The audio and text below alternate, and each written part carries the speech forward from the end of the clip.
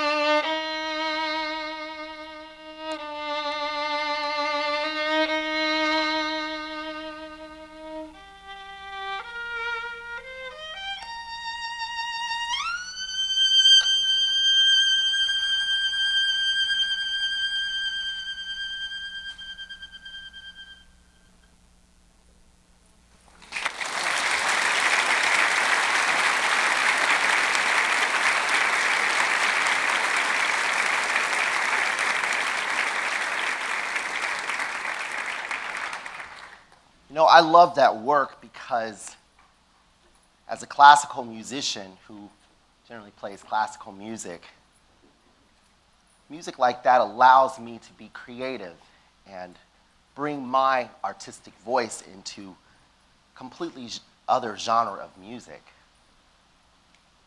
And so that brings me to a question that I have for you. Do you remember the last time you loved to create? When was the last time you created something that you were so passionate about that it led to a professional opportunity that allowed you to expand or grow your career?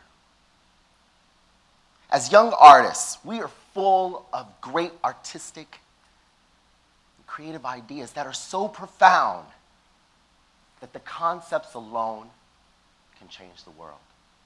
Whether we are in the practice room, the painting or dance studio, we use our artistic canvases to create a world full of imagination, fantasy, and vision for the common man.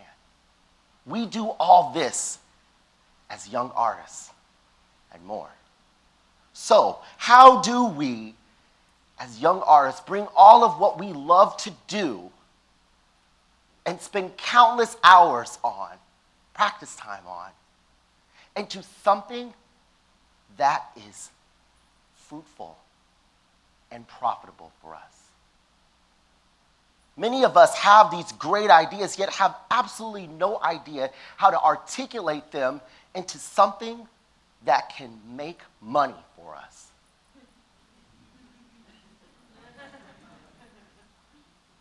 Many of us have the starving artist mentality, and we believe that we can't possibly be a professional artist unless we're starving. And so I'm here to tell you today that the starving artist mentality, it must die. And I'm going to encourage you, no, I'm just going to tell you that you have to dig the grave and bury the starving artist mentality today. As long as I can remember, I have always been passionate about two things: law and music. When I was a little boy, I was obsessed with LA Law, popular television show from the 80s. You remember that? I remember seeing Blair Underwood, an African-American actor who played and portrayed this very charismatic lawyer. And I wanted to be just like him. And so in high school and partway through college, I took lots of political science and English courses to put me on the track to becoming a lawyer. The other side of my desire coin was music. I studied music, the violin, from elementary school, and I was always told that if I continued to play, I would receive a scholarship to college, which eventually I did. It was in college that I met an African-American professional violinist who encouraged me.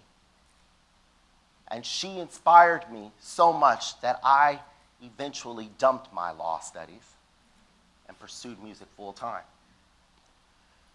During my senior year of college, I befriended several African-American string players from various institutions. And we all had a lot of things in common. We all also had one major concern, that there was a lack of diversity at our respective institutions. And so rather than complain about it, because there weren't really any African Americans that I saw who were going out pursuing professional careers or even continuing their musical studies, I decided to do something about it. And so I formed the Young Eight. The Young Eight was an African American string octet comprised of students who attended various institutions around the country: the Juilliard School, Indiana University, Manhattan School of Music, the Boston Conservatory, among others. And our goal was to create a space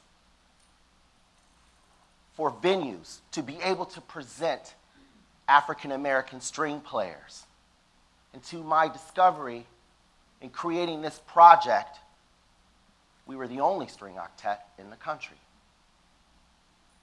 And so I worked really hard to make my octet successful. I remember sponsoring fundraising activities and literally knocking on doors to get the word out about our projects. Our mission as the Young Eight was to create spaces for younger people who looked up to us and be role models to them, not only as musicians, but more sensitive subjects for the average teenager. How to get good grades in school, how to dodge peer pressure when you're an African American, and most importantly, how to be a successful artist. And all of these activities allowed me to see 11 successful seasons with the young 8. And the most amazing thing about all of this is I was still a student.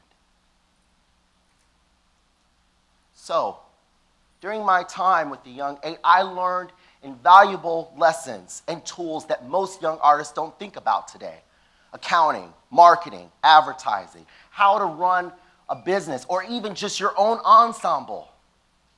And the most important, how to stick to your vision, especially when you don't feel like it.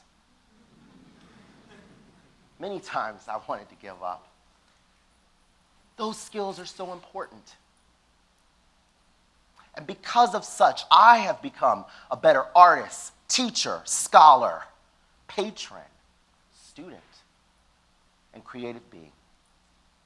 So here's the thing. Most young artists, and some older artists as well, believe that business is a dirty word, and we shy away from anything that has to do with business and dollars and cents. And so generally when we do that, one or two things happens. We give up and quit, or we go broke. But today's young artists, I'm here to tell you, if you want to be successful, and I know so many of you do, you must be entrepreneurial. Today's young artist is not only talented and creative, we are articulate. We are intelligent. We are entrepreneurial. We are fiscally responsible. At Seattle University, where I teach, we mentor our students to not only do the very best as a performing artist, because that's important in this competitive market, but you must also be entrepreneurial. So we encourage our students to take courses in accounting and marketing and business development, and also obtain a minor in entrepreneurship. Because those students who study with us are not only learning how to be the best artists they can be, but they are learning how to be leaders who will go back to their respective communities and create opportunities for others. So, young artists of today, whether you are sitting here in this audience, watching the video, or hearing about it from a friend, right now is the time. We must all be entrepreneurial. We have a responsibility to our artistic selves to do more. The days of waiting by the telephone or our email inboxes for opportunities to arise is over. We make those opportunities arise. And we do this by creating art and learning the business needed so that others may be touched. No more starving artists, because without art, we starve the very soul of our humanity. Take the time and sacrifice your ego so that you may learn more. We are leaders, we are strong, and we are a community. So join me as we move forward into the age of artist entrepreneurship. Thank you.